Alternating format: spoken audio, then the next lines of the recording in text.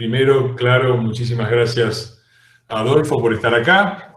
Es un momento en el que él está muy requerido por la temática de la que se ocupa y también por algunos acontecimientos de la semana por las cuales ya le vamos a preguntar. Todos lo conocen, fue nuestro ministro de Salud, después nuestro secretario de Salud.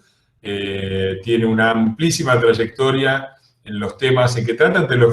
Entre los detalles de su biografía está que es máster justamente en epidemiología de Harvard, lo que le da una competencia muy específica en todos los temas que hoy han pasado a ser casi de discusión entre ignaros e ignotos como yo, que a veces opinamos sin mucho fundamento. Bueno, Adolfo lo tiene no solo por su especialidad médica, sino por específicamente haberse dedicado al tema de la epidemiología con una vasta trayectoria.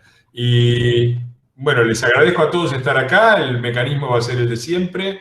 Arrancamos con 2 o 3 preguntas que le hago yo, que Adolfo aprovecha para dar un panorama general de la situación según la ve él. Y después abrimos a las preguntas que las va recogiendo Diego para que se anoten en el turno a través del chat. Ese es el mecanismo que siempre hemos usado y el que vamos a usar hoy. Yo voy a empezar, Adolfo, con una pregunta media de cotillón, ¿no? de chismerío, que va a ser que es acerca de, porque yo siempre me maravillo no solo de la competencia de Adolfo, sino de la paciencia de Adolfo, dote de la que yo evidentemente carezco.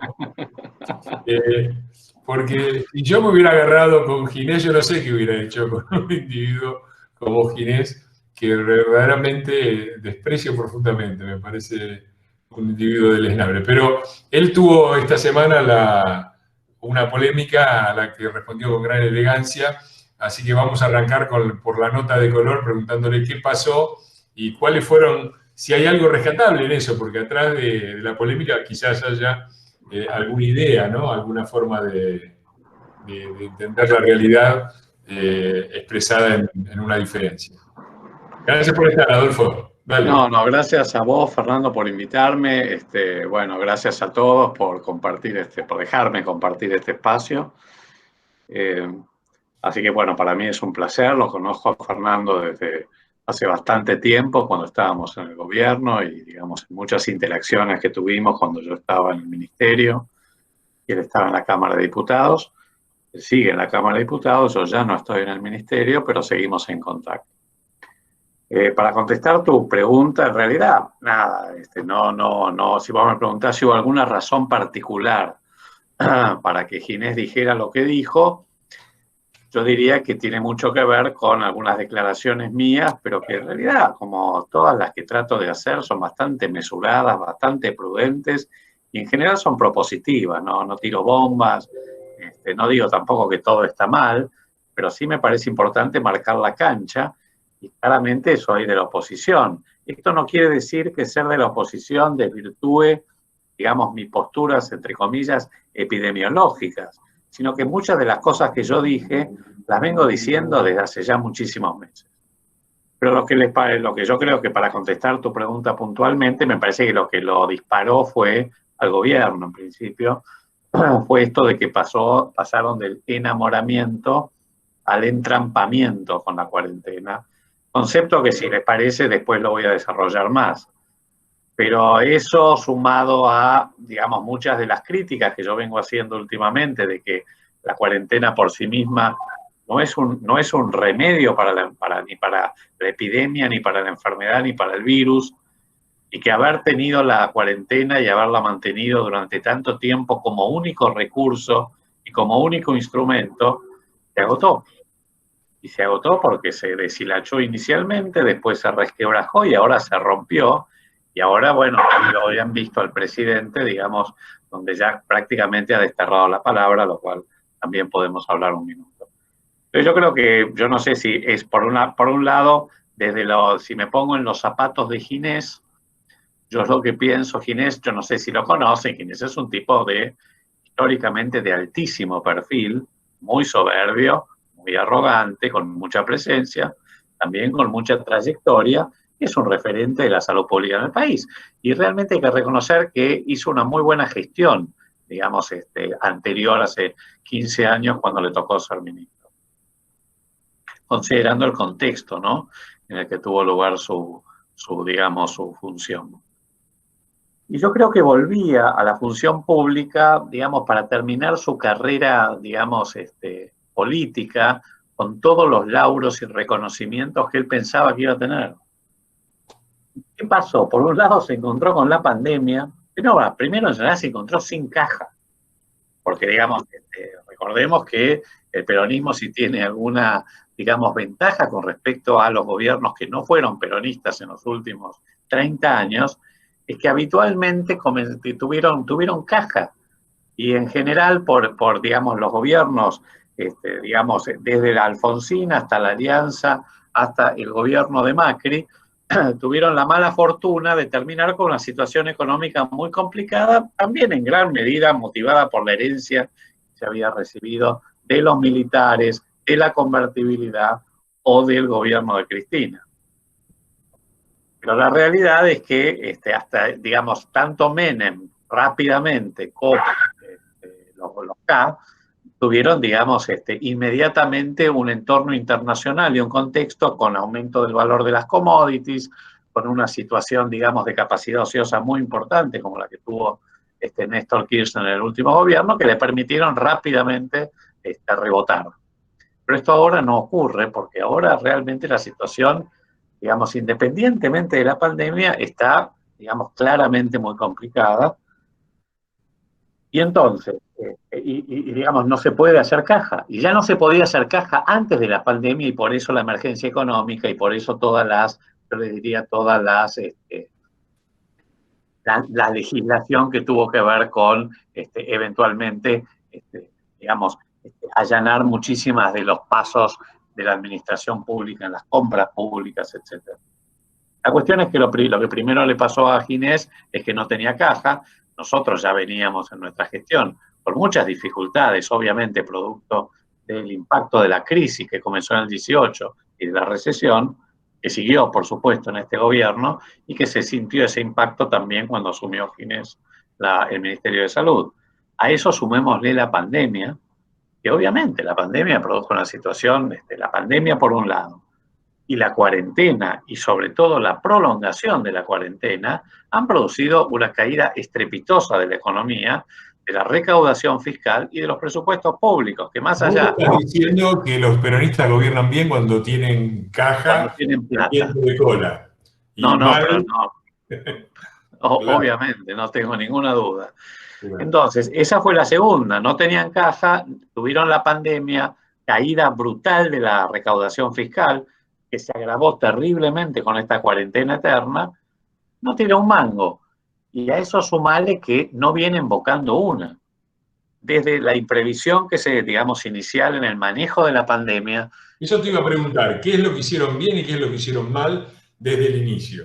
Perfecto, ahora termino con esto y ya te contesto esa pregunta. Entonces, a eso sumale las declaraciones desafortunadas que lo han ridiculizado, y no solo la nata, digamos, todos los memes, en fin, todas las declaraciones que ha hecho. Incluso he visto, digamos, memes con la trayectoria de la curva de contagios y las declaraciones de Ginés. Ah, sí, genial. Digo esto, me parece que lo pusieron en una situación que él no se esperaba, que lo jorobó muchísimo, y que, digamos, fue una herida narcisística enorme, digamos, enorme.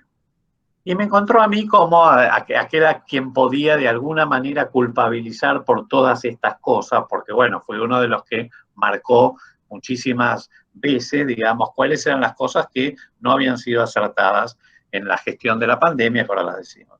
Y yo creo que se disparó ya. Lo de que había sido un pésimo ministro y un peor exministro, ya lo había dicho.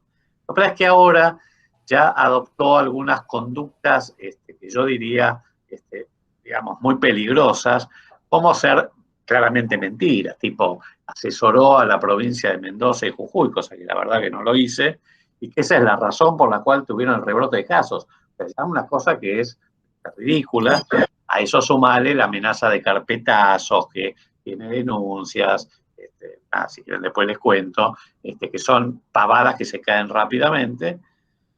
Y nada, yo la verdad que también yo no es que no me caliente por estas cosas. No soy como Fernando, que es leche hervida, pero la verdad que lo pensé, pero después dije, ¿cuál iba a ser el rédito de hacer de nuevo una disputa personal? Me parece que está tan ridiculizado y tan devaluado, Ginés, que no vale la pena, que lo que vale la pena es decir, pobre hombre, mira lo que le pasa, qué triste que termine su carrera política así y que después callarse la boca. Con esto estamos.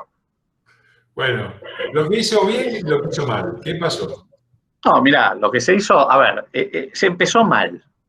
¿Qué es lo que se empezó mal? Se ninguneó la epidemia. Si ustedes se acuerdan, bueno, pero eso ya está también, es parte de la frase famosa, digamos, China está muy lejos, acá es verano, lo que importa es el dengue y no el coronavirus, es una gripecita. Bueno, todas estas cuestiones, ustedes las recuerdan, tuvieron lugar en la última quincena de febrero, primeras 2 semanas de marzo, donde que fue fatal, porque en realidad era como en ese momento había un virus, un NACAM-POP, que era el virus del dengue, que digamos que es cierto que tuvo un brote mucho más importante que los años anteriores. La última, digamos, el último brote importante de dengue había sido cuando asumió el gobierno nuestro, en el 16, en ese verano, desde cuando en mi gestión prácticamente no hubo, digamos, hubo muy poquita circulación de dengue, y digamos, en febrero la cosa empezó a subir. Entonces, pero tampoco fueron los niveles que había habido en el 16. Entonces era como que lo que importaba era el dengue. Inclusive ustedes recordarán, tal vez en página 12 yo recuerdo un titular que decía, ¿cómo era? El coronavirus es una construcción social del imperialismo o del liberalismo, yo no me acuerdo bien qué decía. No, pero esto es literal, no es una exageración, decía eso. Incluso una declaración, recuerdo, de la decana de sociales de la UBA, Sí, me agarro la cabeza porque te creo, no porque no te creo. que dijo que era una construcción social del neoliberalismo. Así que bueno, imagínense que todo eso, que parece ridículo y folclórico, si quieren, tuvo consecuencias. Porque eso hizo que se dilataran las decisiones que había que tomar en la segunda quincena de febrero, decisiones que tomaron casi todos los países latinoamericanos, que ya estaban mirando el impacto que estaba teniendo la pandemia en Europa. Sobre todo con la catástrofe en Italia y España, que se vieron venir el tsunami y no hicieron nada. Y colapsó los sistemas de salud. Primero se debió haber reforzado seriamente el control de entrada, sobre todo con los viajeros que provenían de los países que ya se sabía que tenían mucha circulación viral, los países europeos, inclusive en la primera semana de marzo ya Estados Unidos, en Ezeiza y en los puntos de entrada más importantes del país. Y el segundo punto fue que no se compraron reactivos, no se compraron los test. Las primeras compras importantes de test se hicieron después del decreto de cuarentena.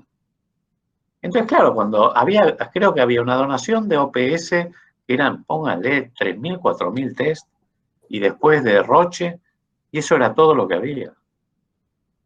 Ahora, claro, cuando de golpe se dieron cuenta de cómo venía la mano, hicieron la orden de compra, se encontraron con que había una demanda global competitiva, con cuellos de botella enormes para la producción, porque ese era el momento, digamos, del epicentro europeo. Entonces no había test, y de Estados Unidos no había test. Y ese rezago, esa imprevisión la estamos padeciendo ahora con lo que está pasando, y después les voy a decir por qué. Entonces, eso fue muy malo. Y después creo que sobreactuaron con decretar tempranamente la cuarentena. Recuerdan que suspendieron los vuelos, que estuvieron titubeando una semana sobre si suspendían o no las clases. Yo recuerdo que en ese momento insistía con que en ese momento había que hacerlo y que había que dejarse de jorobar con seguir dando vueltas con el tema. Ginés, entre otras cosas, había dicho que no había que suspender las clases. Finalmente se suspendieron las clases y después a la semana ya se decretó la cuarentena. Y si bien en ese momento yo creo que y yo estaba absolutamente de acuerdo, si bien yo creo que fue una sobreactuación justamente por la imprevisión que se había hecho antes, una buena decisión. y fue bastante oportuna. Y la verdad es que hoy estamos no tan mal, a pesar de que está empeorando el escenario, por esa decisión que se tomó.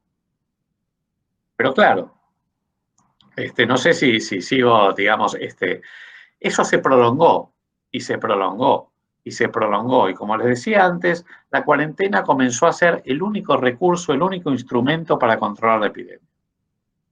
Como no había test, no se podía salir a hacer una detección temprana de los casos, aislamiento y rastreo de contactos y bloquear los focos.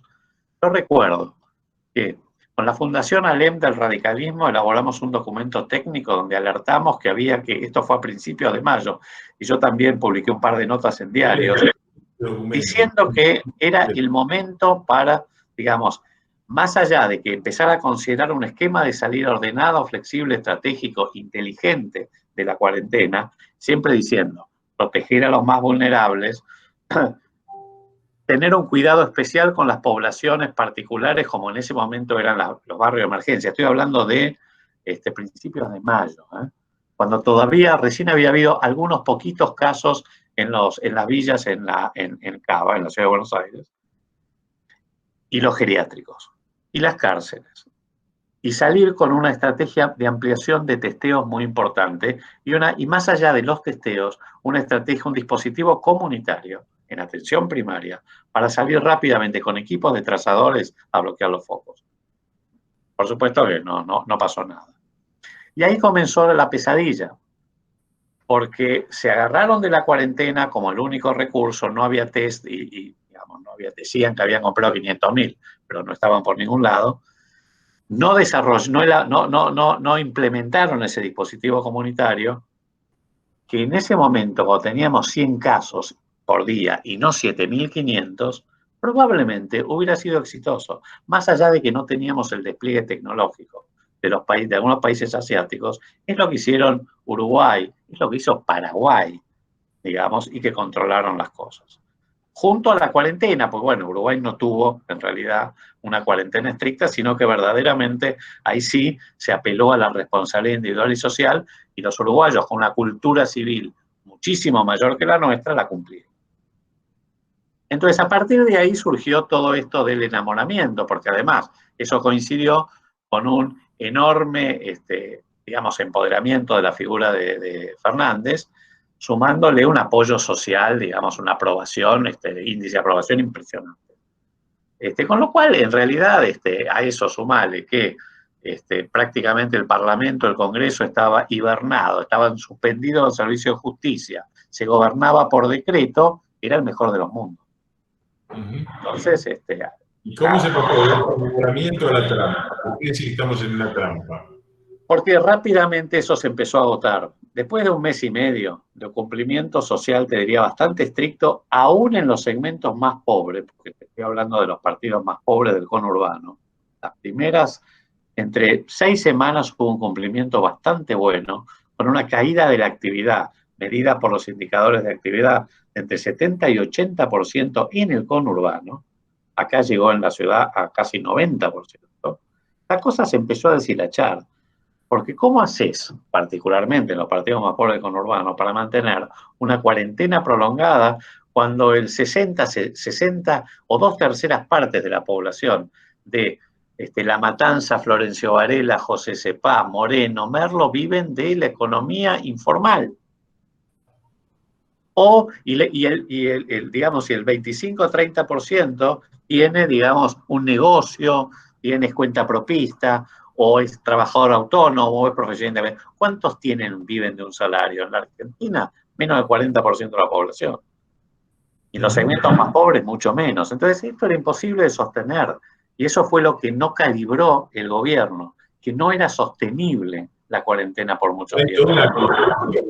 Porque se supone que el peronismo, si algo sabe, es testear la situación. El humor social. Los sectores, ¿no?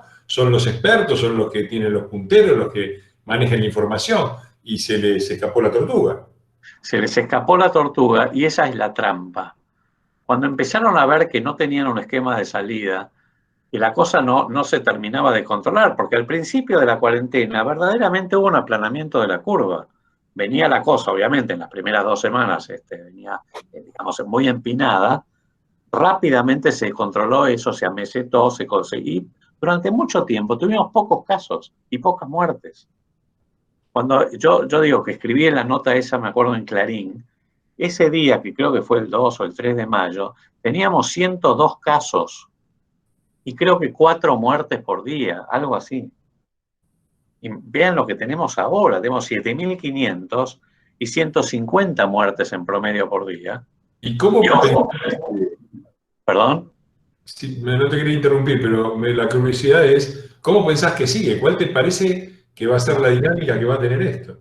Entonces ahí está, ahí es la trampa, digamos, no saben cómo salir, recurrieron a salud versus economía, partidarios de la vida o la muerte, cuarentena o muerte, ¿se acuerdan la frase de Pedro Can? En fin.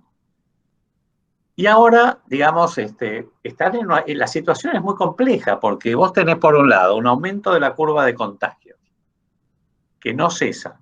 Es decir, ojo, es una velocidad una propagación y una pendiente modesta. No es ni Italia, ni España, ni Nueva York, y creo que no va a serlo, ni Chile. Y no va a serlo. Porque, ¿qué pasa? Hay un aumento de la curva, sobre todo en el conurbano y ahora también en algunos focos del interior, pero es bastante modesto, lo que permite ir acomodando ese incremento de la demanda, por ejemplo, de camas de terapia intensiva, digamos, a la oferta, digamos, hospitalaria en el sector público y en el sector privado. Entonces, de algún modo esto se va compasando. Por eso, digamos, no hay una saturación crítica de las camas de terapia intensiva o respiradores. Si bien hay un aumento de la ocupación, es muy lento, es muy lento. Hoy en la ciudad de Buenos Aires estamos en el 70%, un poquito menos, creo que el 68% en el sector público y un poco más en el sector privado de COVID. Y un poquito menos según dicen, porque también no hay mucha transparencia en las cifras de la provincia, pero no están en un punto crítico, más allá de que por ahí algún municipio o algún hospital sí esté más saturado. Entonces, en realidad, por un lado está eso, por el otro lado la gente no da más. O sea, vos tenés un aumento de la curva de contagios y de muertes, la gente que no da más, por necesidad, porque tiene que salir a buscarse el mango, o por hartazgo, pero no da más. Por el otro lado, tenés que la gente circule y por lo tanto circula el virus, pero la economía sigue cerrada o semicerrada, porque, digamos, vos salís y, digamos, la actividad comercial, más allá de que hayan abierto algunas actividades, sigue muy caída, muy parada. Entonces, ni que hablar digamos, de los espectáculos o de los bares o de la gastronomía, que digamos que eso es más complicado, pero, digamos, toda la actividad comercial y una buena parte de la actividad productiva siguen paradas o siguen, digamos, muy, te diría, abatidas. Y por el otro lado, el gobierno hoy carece del capital político para poder, como dijo el otro día el presidente, que la verdad que era casi absurdo, ojo que aprieto el botón rojo, porque el problema es que apriete el botón rojo y no pase nada. Es lo que le hubiera ocurrido. Por eso me parece que cambiaron ahora el discurso y están desterrando la palabra cuarentena. Y cuando dijo el presidente la cuarentena no existe, eso obviamente no es cierto. Lo que pasa es que la gente no la cumple, pero las restricciones, las prohibiciones existen. No sé si coincidís conmigo, fue muy raro. El presidente diciendo no existe la cuarentena y Kicillof llamando otra vez a respetar la cuarentena, a no salir. O sea, eran Claro, como sincrónicos, ¿no? y es voluntarismo en estado puro, porque nada, no es posible hacerlo. Entonces digo, pero me parece que de todas maneras el discurso de hoy ya vino con el de ayer cuando anunció lo de la vacuna, me parece que empezaron a tener un mejor registro, un mejor censado de la realidad, porque hasta ahora yo creo que estaban en una burbuja. Lo de la prohibición de los encuentros sociales es algo que no se puede creer. Una locura. Entonces, nada, yo creo cómo está la situación ahora. Y yo creo que la situación ahora está jorobadísima. De nuevo, los casos todavía, en mi opinión, epidemiológica, pero acá no existe la bola de cristal, no estamos tan cerca del pico. Es cierto que en la ciudad de Buenos Aires sí verdaderamente se observa una meseta de casos. Entonces, yo creo que ahí sí vamos a tener probablemente unas semanas más de un número importante de casos, pero no anticipo que la cosa vaya a empeorar mucho. Sí vamos a tener un poquito más de casos y bastantes más muertes. En el conurbano, para mí la cosa está desatada. Por varias razones, porque así como, está bien, somos nosotros, es nuestro gobierno, pero la verdad es que cuando uno compara el manejo y la gestión de la pandemia en la ciudad de Buenos Aires y en la provincia, la diferencia es sideral. Sí, Es sideral. se ve muy bien la curva, ¿no?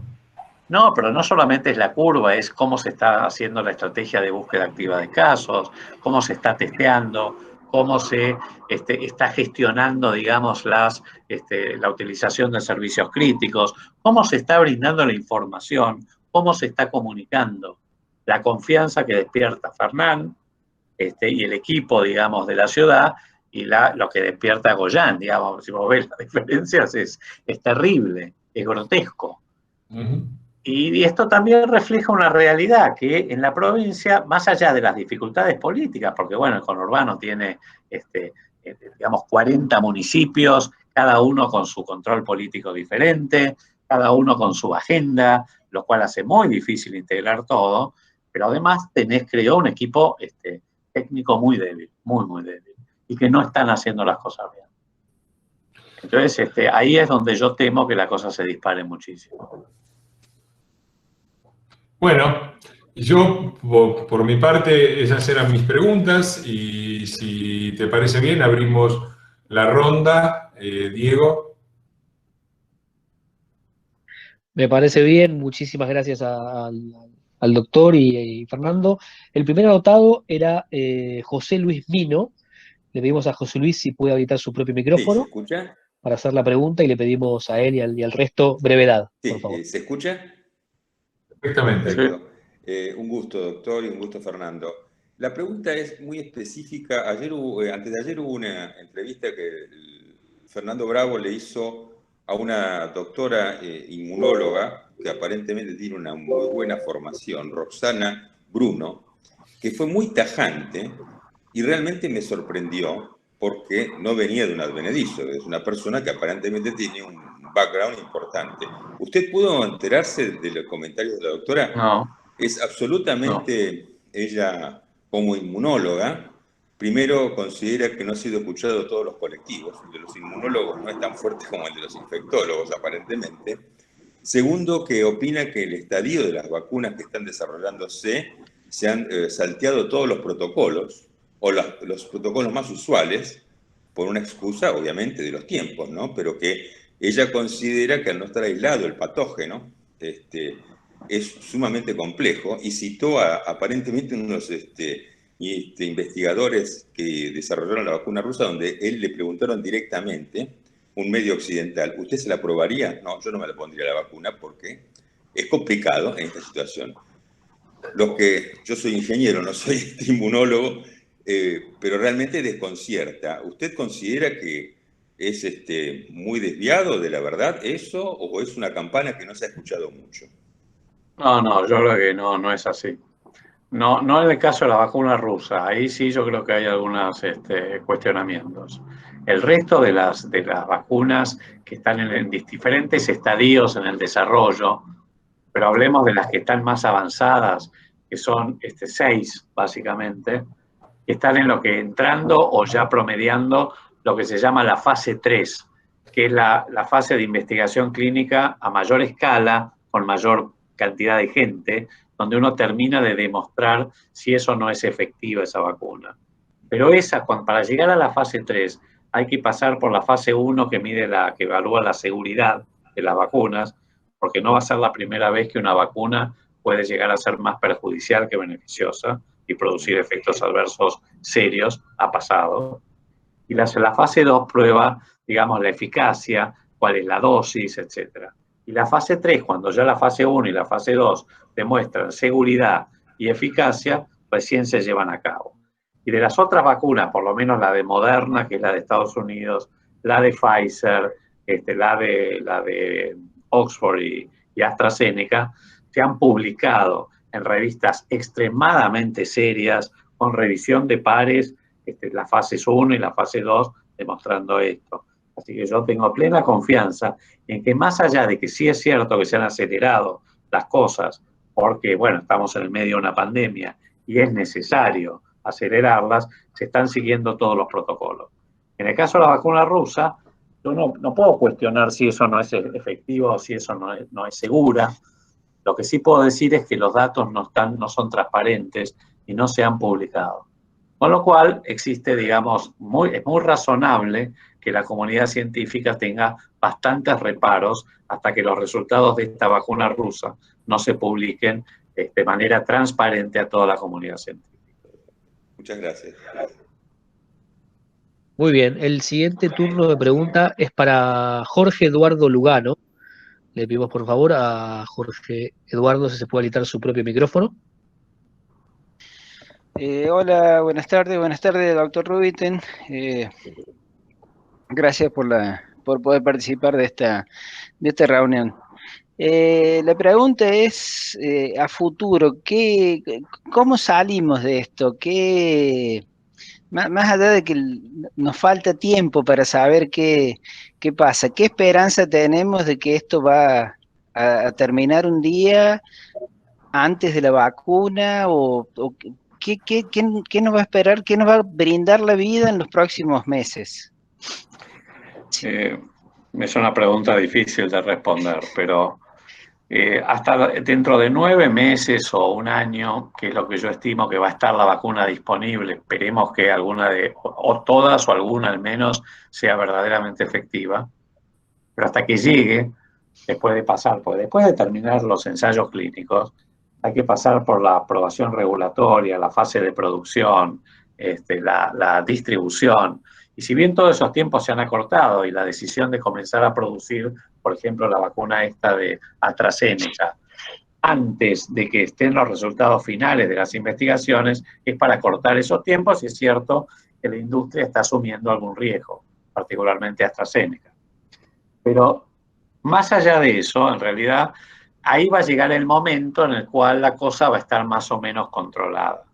Si encontramos una vacuna efectiva, que todo hace suponer que la vamos a tener. Hasta entonces, vamos a tener que convivir con el virus. ¿Esto qué significa? Es muy probable que, como pasó en la mayoría de los países, yo diría, por decir algo sin tener la certeza desde ya, que tenemos un par de meses más hasta que llegue el famoso pico. O sea que en algún momento los casos van a empezar a bajar. Pero yo creo que tenemos un trecho todavía. Probablemente en la ciudad de Buenos Aires sea más corto, tal vez sean 3 semanas, en el conurbano sea dentro de un mes y pico, pero también va a empezar a haber focos en el resto del país, porque recordemos que hoy el país está cerrado a la circulación. Eso claramente limita la expansión del virus, pero ya hemos visto que se está derramando. Hace un mes, el 95% de los casos eran en el AMBA, y ahora es el 80% porque están apareciendo focos como Jujuy, Río Negro, Córdoba, Santa Fe, Entre Ríos, Mendoza, en fin. Digamos, prácticamente es cierto que se está derramando a muchos otros lugares. Particularmente va a afectar más a las grandes ciudades. Entonces, el final del día de todo esto, como pasó en otros lugares también en el mundo, probablemente tengamos un par de meses más. Lo que no quiere decir que cuando bajen los casos la cosa se termina, va a haber rebrotes. Ahí es donde hay que salir a testear y aislarlos y rastrear los contactos para evitar que eso se disemine más. También es cierto que lo que se está viendo en Europa, por ejemplo, con los rebrotes ahora, es que si bien aumenta de manera preocupante el número de casos en algunos lugares, por ejemplo, en Barcelona, no pasa lo mismo con el número de muertes. Lo cual se está viendo que si bien aumentó la contagiosidad del virus, pareciera que la virulencia realmente está disminuyendo con las sucesivas mutaciones que ha tenido. Así que yo diría que el barbijo, el tapabocas y el tapanariz el distanciamiento físico seguro, evitar las aglomeraciones, lavarse las manos, no tocarse la cara, ventilar los ambientes cerrados, evitar los encuentros sociales numerosos en ambientes cerrados, mal ventilados, y cuidarse siempre cuando uno está en el trabajo o en ámbitos cerrados, va a seguir hasta que llegue la vacuna. El siguiente anotado es Hugo Marcelo González. Le pedimos a Hugo si por favor se puede habilitar su propio micrófono. Hola, sí. Buenas tardes, doctor. Fernando, un gusto compartir este momento con ustedes. Un poquito más fuerte porque lo escucho mal. Acercate. Sí, disculpe. La consulta es, teniendo el aviso de Diego Velar, embajador, que había sido embajador en China, sobre la situación con el COVID-19, ¿qué piensa usted? ¿Por qué no se tomó en cuenta el aviso, recomendación de parte de él, habiendo de primera mano, teniendo esa información? Y segundo, y termino con esto, mucha gente en televisión creo que mal informa cuando tiene los datos diarios de decesos y contagios y no enfoca el tema de la estadística, porque para hacer un análisis estadístico de algo hay que tener el universo terminado para poder hacer el análisis correspondiente. Porque un día hay más muertes o más contagios que otro y dice, no, está bajando la curva, llegamos al pico. Y estadísticamente eso no se puede determinar. ¿Cuál es su opinión y por qué se malinforma o se desinforma de esta manera? Les agradezco muchísimo. No. Respecto a lo de Diego Velar, mira, yo hablé con Diego, me acuerdo, a mediados de febrero, donde me empezó, estaba, digamos, enojado con esto. Mediados de febrero, cuando, y no sé si no antes, unos días antes, cuando claramente por el año nuevo chino, hay 20.000 miembros de la comunidad chino-argentina que viajaron a China y que volvieron de China. A eso sumémosle, digamos, todos los que venían de Italia y España. Y él ya estaba muy preocupado por los controles en Ezeiza. Y por supuesto que nosotros ni siquiera en ese momento teníamos declaración jurada. Así se lo digo. Yo viajé a mediados de febrero, me acuerdo que estuve en Ginebra, y vine, y me llamó mucho la atención. Allá ya empezaba a pegar, no en Suiza, pero ya Francia, cuando pasé por el aeropuerto, digamos, de escala, ya empezaban a haber bastantes casos. Estoy hablando del 10 de febrero. Acá no había nada, y a mí me sorprendió, porque en el aeropuerto en Europa era impresionante los controles. Acá no había nada. Y tampoco hubo nada hasta una semana antes de que se suspendieran los vuelos. Y lo que hubo fue simplemente la declaración jurada, que era nada, era una risa. Respecto a lo otro, o sea que sí, fue una gran negligencia. Una gran negligencia. Eso y la falta de compra de test fueron las grandes imprevisiones de la primera etapa de la pandemia, de la gestión de la pandemia. Y la segunda fue, la segunda pregunta, perdón. En realidad es cierto, hay que hacer un promedio. Esto de que haya un contador diario de muertes y de casos, para mí es muy contraproducente, es muy complicado. Esto genera pánico en la sociedad, etc. Ahora, a la variabilidad normal, porque siempre puede haber algún mínimo delay en la carga de datos para registrar los casos, porque hay demoras en los diagnósticos, porque hay falta de reportes o, digamos, del reporte en tiempo y forma del certificado de función, etc. Esto se ha agravado, particularmente en la provincia de Buenos Aires, donde las demoras que hoy hay, por ejemplo, en el informe de diagnóstico, los diagnósticos de los hisopados, está entre 5 y 7 días. Que haya una demora entre 5 y 7 días en promedio ya habla de que no se puede hacer adecuadamente el trazado de los contactos estrechos, si se puede identificar la cadena de contagios, porque ya después de los 3 días no sirve prácticamente para nada. O sea que ya se pierde, digamos, una oportunidad para mitigar la epidemia. Y por el otro lado distorsiona la realidad, porque los casos se diagnostican tarde, pero las muertes también. Entonces ocurre lo que pasó creo que anteayer, que según dijo La Nación, 91 muertos de los 240 habían ocurrido hace como 3 semanas, o más de 3 semanas. Entonces esto es un serio problema que está distorsionando las estadísticas. Y esto es una cadena de controles que están fallando.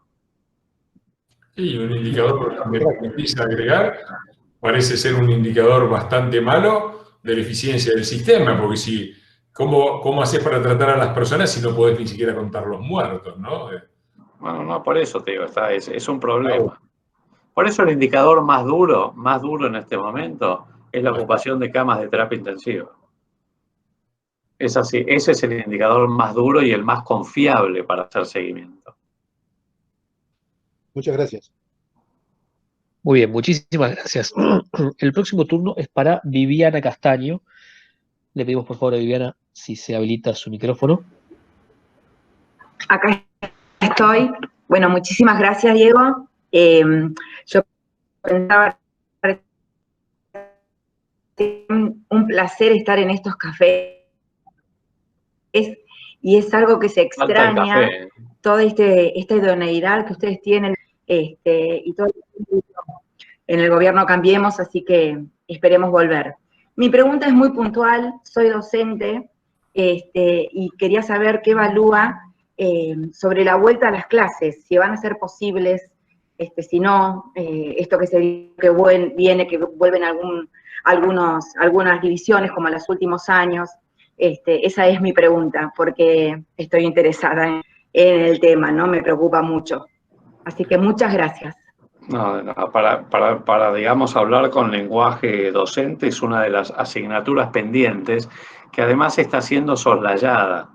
O sea, no se aborda este tema. Para mí es gravísimo, digamos, que se pierda un año escolar, particularmente los chicos que no tienen acceso a la teleeducación, que no tienen internet, que no tienen buena conectividad. Y es un poco, hoy retuiteé un hilo de Brenda Austin, compañera de Fernando, diputada, que bueno, que ella está mucho en la educación, sobre, digamos, esto de la educación por internet versus la educación por WhatsApp, o sea, Zoom versus WhatsApp. Y lo que está ocurriendo es que en los hogares más pobres, que no tienen acceso a internet, que no tienen conectividad, que no tienen banda ancha, que no tienen Zoom, ni ninguna otra plataforma, digamos, digital, se está haciendo educación por WhatsApp. Obviamente no es una plataforma adecuada para eso. Entonces, eso genera dificultades mayores. A eso sumémosle que se anticipan altas tasas de deserción, digamos, y de falta de terminalidad, mucho más en la escuela secundaria, pero también en la escuela primaria. Y eso por sobre las desigualdades educativas que ya conocemos. O sea que el efecto de la pandemia y de la cuarentena es brutal. Y es algo que no se está considerando. Por suerte, me parece bárbaro lo de San Juan, y me parece mejor lo que va a empezar a explorar la ciudad de Buenos Aires con el retorno a clases de aquellos chicos identificados que no tienen buen acceso a Internet. Y creo que son 5.000 y pico de chicos que van a empezar a tener clases presenciales. Y me parece que es algo que no podemos seguir pensando que así graciosamente van a perder el año escolar. Porque además, digamos, si hay algo que es una apuesta al futuro, es el capital humano. Es el desarrollo del capital humano. Entonces, para mí es gravísimo eso, es gravísimo. Espero que el gobierno considere seriamente protocolos especiales, por supuesto, hay que tener, muchos países los están haciendo. Entonces, yo entiendo que uno no puede tener un acceso así total en el momento, en este momento así de explosión de casos, pero lo que yo tampoco veo es que haya un plan de retorno. O sea, que es lo que siempre venimos cuestionando. Más allá de que se pueda hoy salir o no del aislamiento, etc., lo que no se ve es que haya un esquema de salida, que haya una hoja de ruta sobre qué es lo que hay que hacer.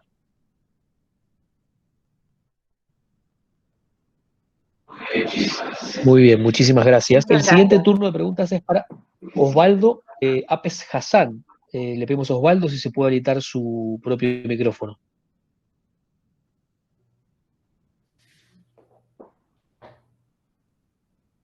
Osvaldo, bueno. Sí. Hola, ¿me escuchás ahora? Gracias. Hola, ¿qué tal, doctor Rubinstein? Sí. ¿Qué tal, Fernando Iglesias? Mira, yo soy de riesgo y lo mío más que una pregunta es una propuesta, ya que vamos a tener que convivir, al menos hasta dentro de 4, 5, 6 meses, con el virus. Yo creo que lo que tenemos que hacer es una docencia fuerte de cómo convivir, cuáles son los efectos que tenemos que hacer para no seguir propagando este virus. Dar también todas las contradicciones en las que hoy incumplió el presidente con esos laminillas, como diciendo no hay más cuarentena, pero daba datos totalmente, firmina eso, bueno, dando datos no, totalmente eso como lo llama él. Aterradores, pero, datos aterradores, pero diciendo la cuarentena no existe más. Eso es, lo que quiero es docencia de parte nuestra, ya que el gobierno no da docencia, da miedo. Gracias y discúlpame. No, gracias a usted. Me parece que justamente lo que yo noté ayer y hoy es que están cambiando el chip, que tomaron conciencia de que esto ya no va más. Y me parece que están tratando de cambiar el discurso. Cuando el presidente dice que no hay más cuarentena, más allá de que obviamente sigue habiendo cuarentena y aislamiento, me parece que el propósito que tiene es cambiar el discurso y están empezando a apelar un poquitito más a la responsabilidad. Yo espero que esto se acompañe de campañas comunicacionales en serio. Porque me parece que es lo único sostenible hasta que venga la vacuna. Yo agrego hoy que me llamó mucho la atención todo este cambio, ¿no? Es una voltereta en el aire impresionante, ¿no? Pasaron de el Estado te cuida, cuando pensaron que la tenían controlada y que le iba a ir bien, el Estado te cuida. Ahora que viene una situación muy complicada, depende de nosotros, depende de nuestra responsabilidad. Es una decisión política, digo, pero está claro. Es un buen análisis ese. Están contando los números específicos sanitarios y la encuesta que se está derrumbando en las encuestas. Entonces salen con una voltereta y después otra vez con la filmina. Yo una sola miré, quise a ver qué pusieron hoy. Entonces arranca, no me acuerdo el número exacto, da el número de la ciudad de Buenos Aires, cada 100.000, no sé, era 2008 y algo. Después da el número de la provincia de Buenos Aires, del Gran Buenos Aires, que es 1800 y algo, 1823. Por 100.000, sí. Sí, pero después da el de AMBA, que es, obviamente, la suma del y 1823, exactamente el mismo número que el Gran Buenos Aires. No puede ser, no es posible. No, eso no me di cuenta, no me sorprendería. Entonces, imagínate la gente que está con la economía destruida, con la cabeza que no le da más, va y se fija, y los tipos, cada vez que muestran una filmina, le erran a los números, arman guerras internacionales con Suecia, con el País Vasco. Es desesperante. Déjame que te diga algo respecto a las muertes, porque es muy engañoso lo que están presentando. Cuando se compara con otros países, nosotros estamos en una fase de maduración muy diferente a la de Italia, España u otros países centrales. Claro. Lo que está pasando es que si ustedes ven, hace un mes y medio teníamos 34 por millón muertes. Ahora tenemos creo que 120. Y esto va a ir en ascenso. Es más, si hoy tenemos un promedio de 150 muertes diarias, más o menos, lamentablemente, corresponde a la mitad de los casos que estamos teniendo ahora, que son los casos que había hace 3, 4 semanas. Lo más probable es que tengamos el doble de muertes en la próxima semana, diarias, y así hasta que no llegue el pico. Con lo cual, al final del día, cuando todo esto termine, yo sinceramente no sé si vamos a tener menos muertes que Chile por millón, o que Suecia. Entonces, por eso yo creo que ahora están siendo muchísimo más cautos, digamos, mucho menos digamos, triunfalistas como venían siendo en las apariciones previas. Fíjense que ahora, digamos, están muchísimo más prudentes con la comparación. Pero igual siguen, como vos decís, igual siguen. Muy bien, el siguiente turno es para Martín Mataus. Martín, si por favor se habilita su micrófono. Hola, sí, gracias Fernando. Gracias, doctor, por la oportunidad.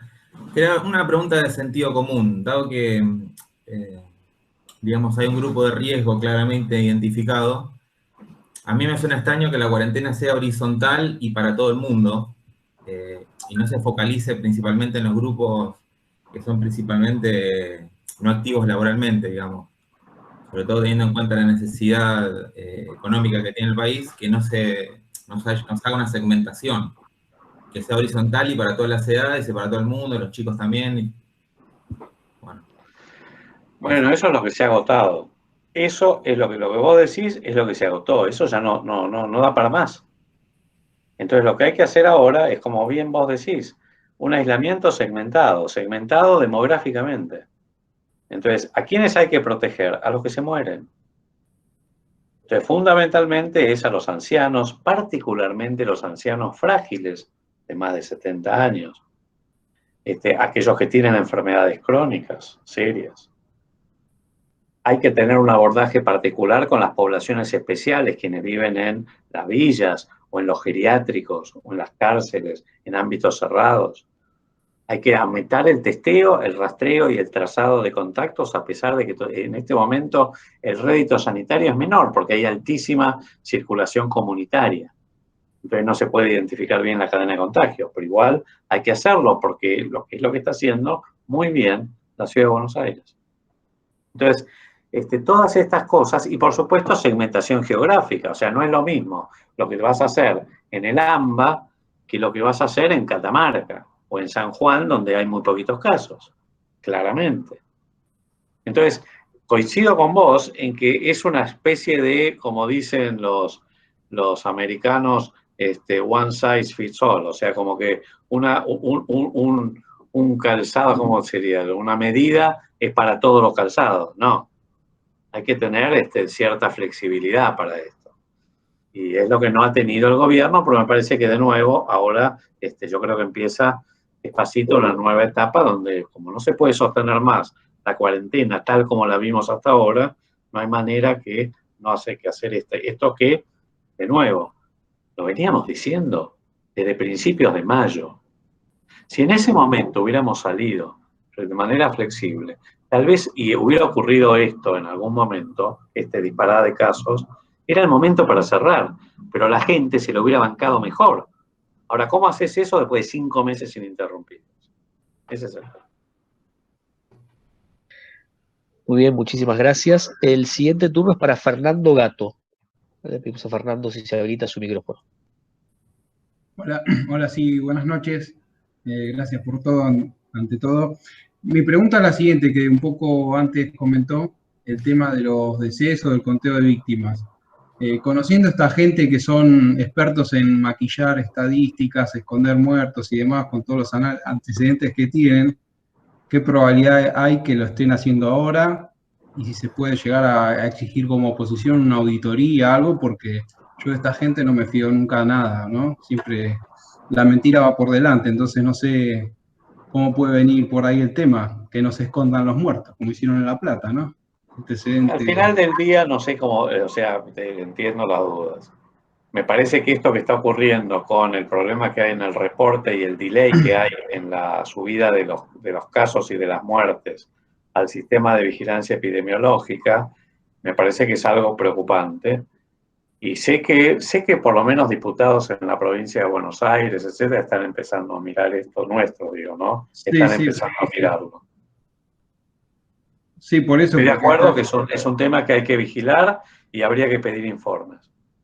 Sí, hay pedidos de informes y yo no estoy mal informado al respecto. Yo tengo además un proyecto de crear una comisión bicameral de investigación de los abusos estatales y policiales durante la cuarentena, que es otra consecuencia secundaria del tema, que hemos tenido desaparecidos, desaparecidos que aparecieron muertos, Facundo, chicos que todavía no han aparecido, como Facundo, violencia policial de todo tipo. Bueno, inexplicable no, porque cuando se baja un mensaje como el que se baja desde el Poder Ejecutivo, tan represivo, ¿no?, como el que había hasta ahora, ¿no? La cuarentena es lo único que hay que defenderla, y si no es la cuarentena o la muerte, bueno, digamos, no es que estás aconsejando un uso prudente de la fuerza en las fuerzas policiales, sino que prácticamente está llamando a una represión indiscriminada. Y ha pasado, la cantidad de casos de represión absolutamente descontrolada han sido apabullantes, y creo que merecen una comisión que los investigue y que establezca las responsabilidades. Pocas chances de que salga, pero para plantearla la vamos a plantear. Sí, un desastre. Bueno, gracias. Contrario. Muy bien. El anotado en la lista es Mariano Massariche. Le pedimos por favor si puede habilitar su micrófono. Mariano.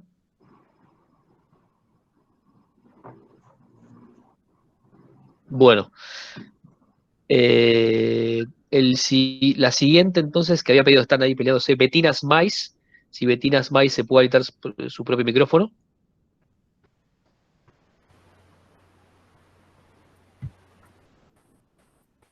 Hola, buenas tardes.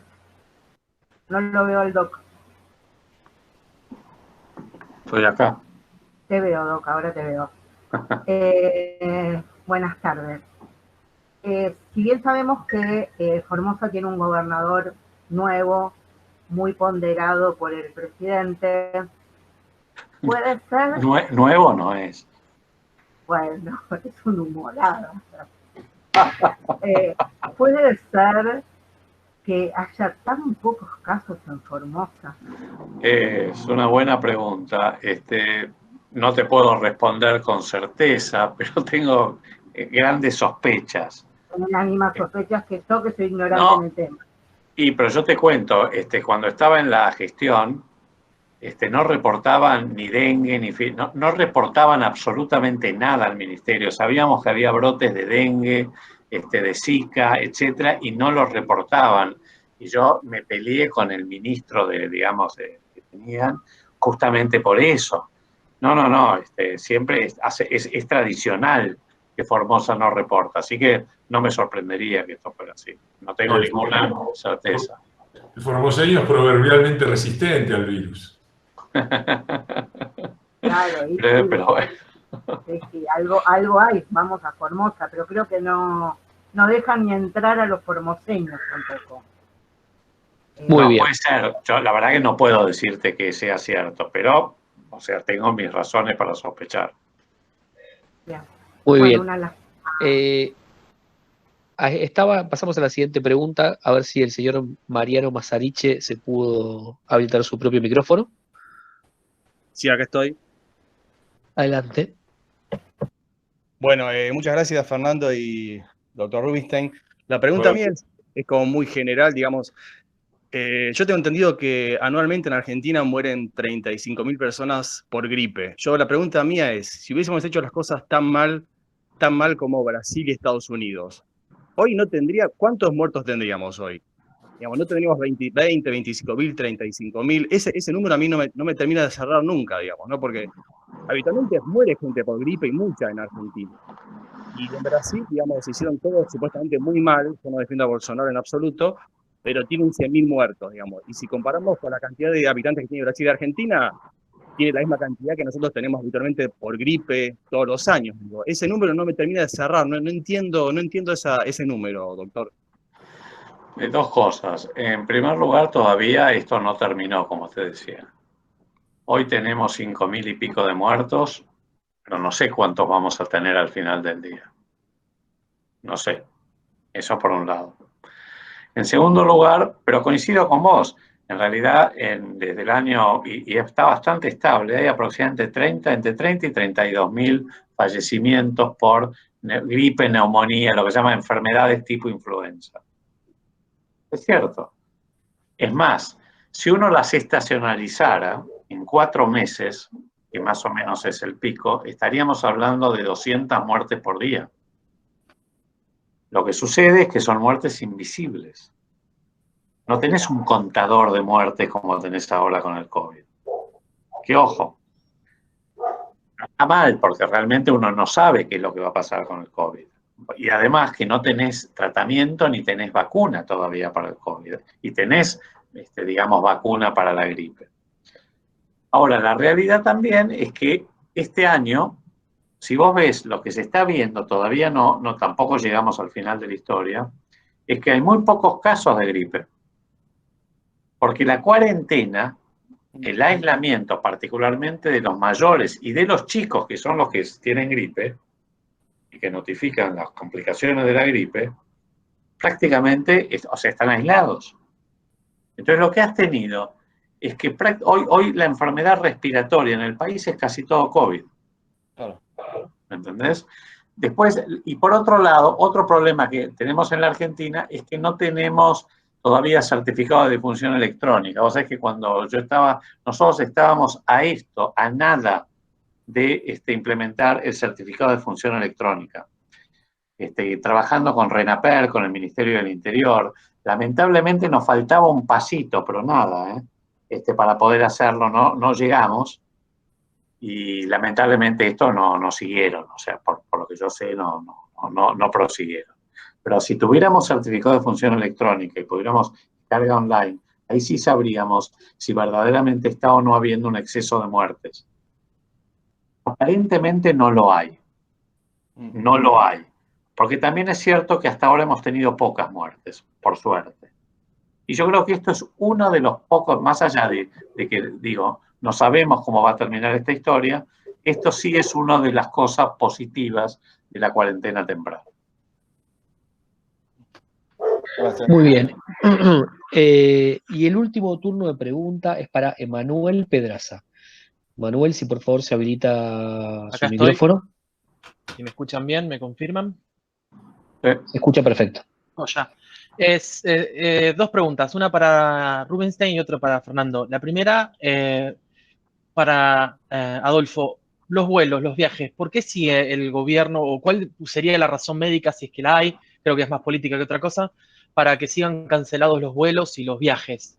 Yo soy de Santa Fe originalmente y quiero ir a ver a mis viejos, que están bien y demás, más allá del protocolo y toda la historia, pero ¿cuál sería la razón sanitaria que mantiene a gente sana o gente fuera de riesgo no viajando? ¿Sí?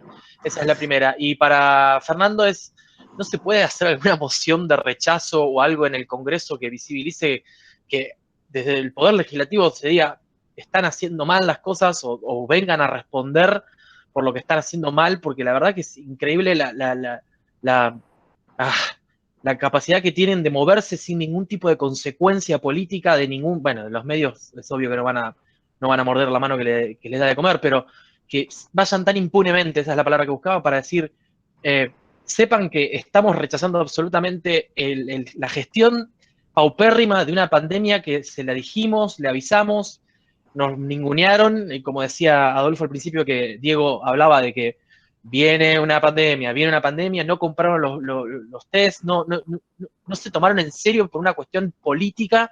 Eso no cabe una responsabilidad con un juicio político al ministro, aunque sea que dijo, viene el pico en marzo, en abril, en mayo, en junio, en julio, en agosto, vamos a estar descorchando en Navidad con el pico en ciernes. Esas serían las dos preguntas que tengo. Gracias. No, lo de los vuelos es parte de las restricciones a la circulación que hay, más allá de que seguramente hay razones comerciales por las cuales no es conveniente viajar con aviones vacíos. Yo pienso que también debe haber alguna cosa por ese lado. Hasta que el país no recupere la circulación interjurisdiccional, en los vuelos de cabotaje, no sé hasta qué punto es, digamos, comercialmente viable que haya vuelos. Yo creo que ese es el problema. No creo que haya un problema político particular por los vuelos. El tema es si se abre o no se abre la circulación. Pero la verdad que es una conjetura, no estoy seguro de lo que te estoy diciendo. Después lo de ver.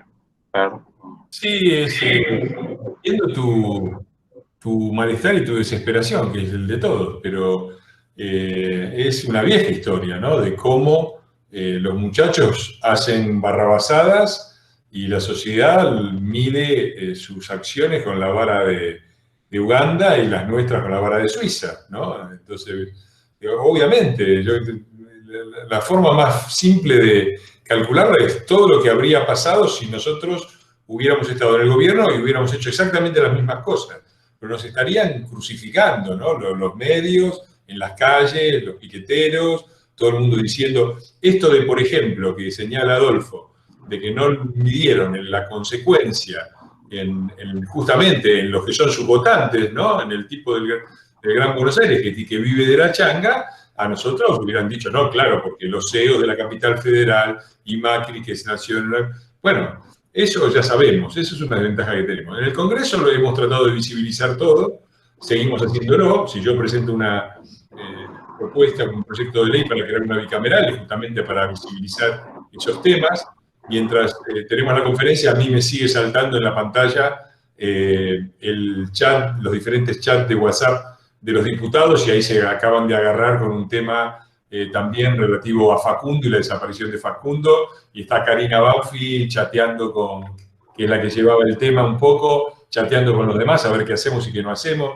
Digo, yo sé que a veces es difícil de ver desde afuera, pero créanme que hay una oposición parlamentaria que está activa, que está atenta. A Ginés lo hemos citado varias veces, hemos citado a todos los ministros. Obviamente son anguilas enjabonadas, ¿no?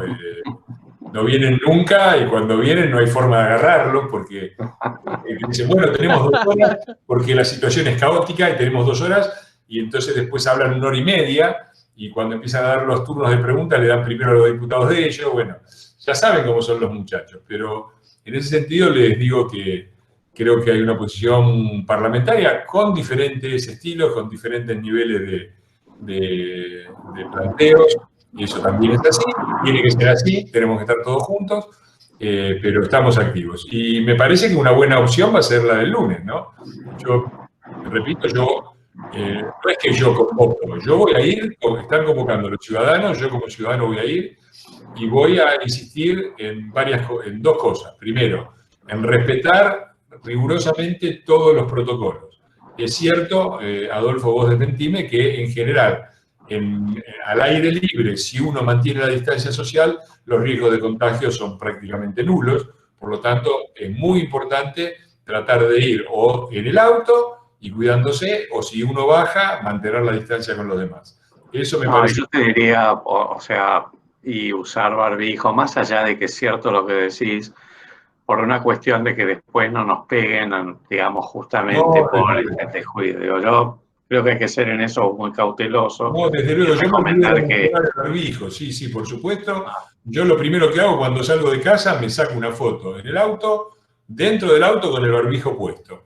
Que el otro día me la saqué dentro del auto, solo, con el barbijo puesto, pero abajo de la nariz, y me mataron los kirchneristas igual. Pero bueno, así que respetar el barbijo, la distancia social y todos los elementos sanitarios que ya conocemos, primero. Y segundo, no responder a provocaciones, porque va a haber provocaciones, va a haber periodistas que van a buscar bronca y gente que...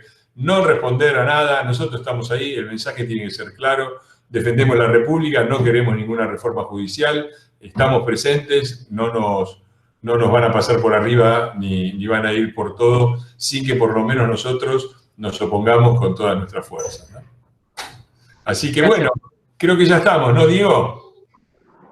Sí, me parece que sí, que respondimos casi todas las preguntas, así que nos queda más que agradecerle a Adolfo por este tiempo que nos prestó, y te dejo el cierre para vos, Fernando.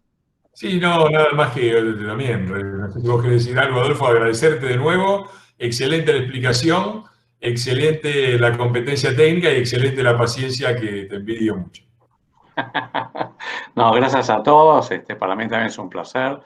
Y además son buenos estos espacios de deliberación, de discusión, de debate, justamente para que el distanciamiento social no se transforme, digamos, o el distanciamiento físico no se transforme en distanciamiento afectivo y en distanciamiento de la militancia. Así que, bueno, gracias, Fernando, por invitarme. Cerramos abriendo micrófonos, aplauso.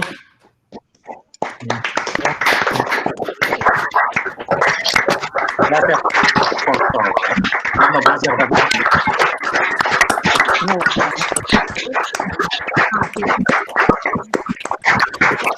Muy bueno, muchas gracias. Hasta luego.